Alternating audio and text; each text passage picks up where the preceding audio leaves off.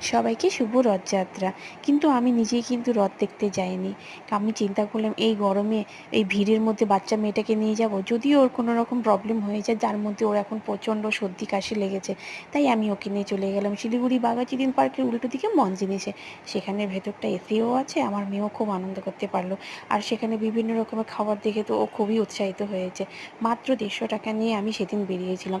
যাতায়াতে আমার ১০-১০ ২০ টাকা টোটো ভাড়া খরচা হয়েছে।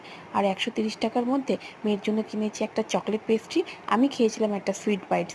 আর বাকি ফ্যামিলির জন্য আমার মা আছে, আমার হাজব্যান্ড আছে, তো সবার জন্য আমি নিয়ে এসেছিলাম দুটো ভেজ পফ আর একটা চিকেন কাটলেট। মাত্র ১৩০ টাকায় কিন্তু আমি এইসব জিনিস কিনে ফেলেছি। আর এগুলো খেতেও খুবই টেস্টি। আচ্ছা, তোমরাও কি আমার মতো মার খাবারে ভাগ বসাও? মার জন্য যে চিকেন কাটলেটটা নিয়েছিলাম সেটা মা একবারে খেতে পারছিল না, তাই আমি মার ভাগের থেকে ভাগ বসিয়েছি। আর ওদিকে আমার মেয়েও তার খাবারটা শেষ করতে পারেনি, ওর ভাগেরটাও আমি খেয়ে নিয়েছি। খুব